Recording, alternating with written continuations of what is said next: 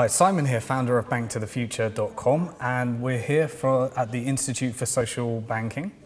And I'm here with Nick Donoghue, who's just done a great presentation. Nick Donoghue is the advisor to the government on the establishment of the Big Society Bank.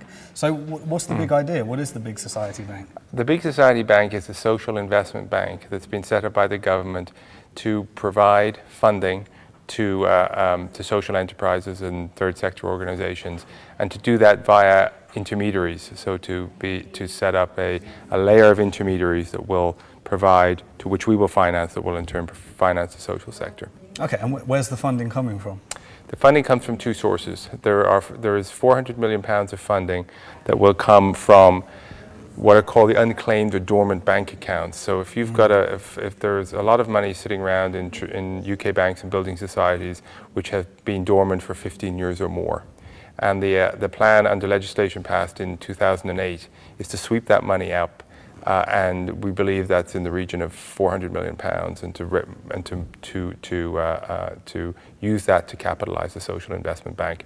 So that's one source. The other source is as part of the Big Four UK banks agreement with the government, which was known as Project Merlin. One of a number of things that the big UK banks promised to do to support society in the UK, and the economy in the UK, was to invest £200 million in the Big Society Bank. So that's the other form of financing. Right, okay. And so the investments that you'll be looking at, are you looking for a particular type of investments? What's the... Yeah, I think the way we think about the market is that there's a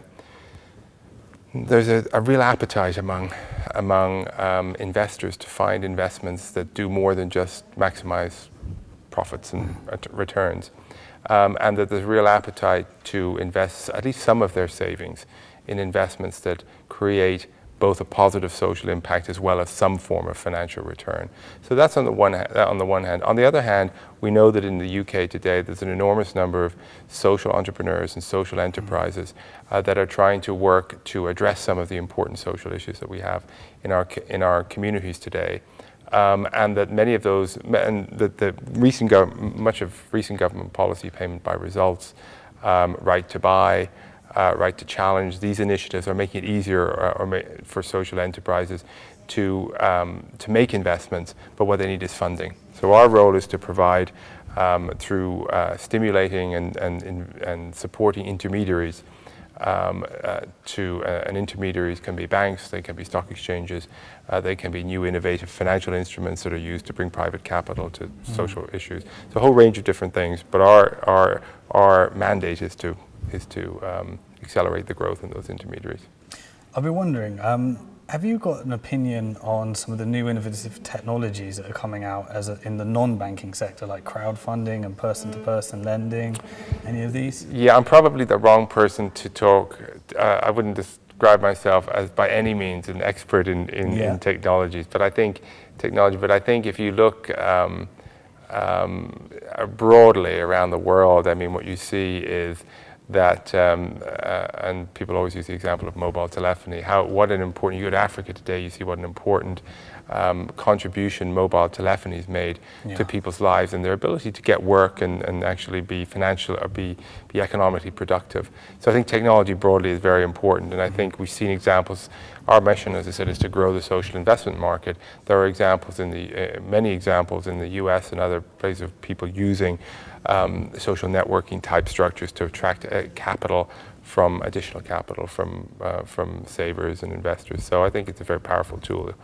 But again, I wouldn't claim to be the, Okay, so you come from a background of impact investing, is that correct? I come from a mainstream financial background. I worked 28 years in the city, and the last 15 years at JP Morgan. Okay, and that was in the social investing side? No, I was the global, for the last 7 or 8 years, I was the global head of research at JP Morgan. The last 3 years, I had the opportunity to supervise a small group in the bank called Social Finance, and that's where my interest in this area evolved. Okay, and what do you think the future of social banking is?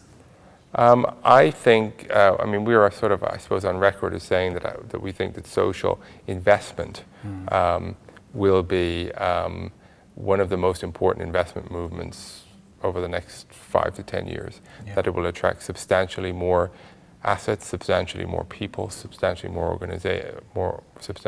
organizations. It won't replace existing philanthropy. It will complement it. Yeah. But there are many, it won't solve all the world's problems, but there are many issues today that can be addressed through a medium of investment rather than a medium of grant giving and aid. And that idea is just really beginning to develop. And it has a huge amount of support from at the highest levels of our, among our political leaders, among our business leaders, or our entrepreneurs who believe in the power of business to actually, in banking and finance, investment to be directed towards addressing some of these important social issues. So finally, what would you say to a social entrepreneur that would like to raise some capital right now? What would be the process? Yeah, I think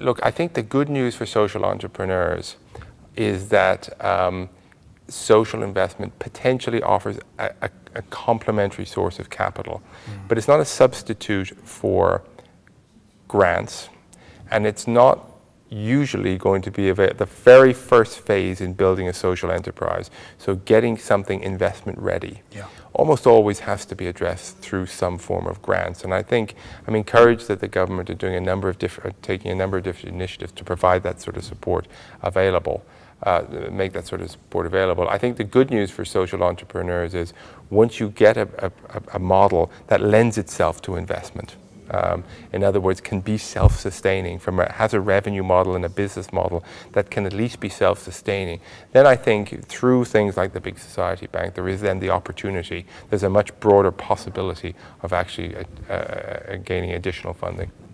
Well, thank you for your time, and I, for one, look forward to seeing the progress of the Big Society Bank. Thank you. Thank you.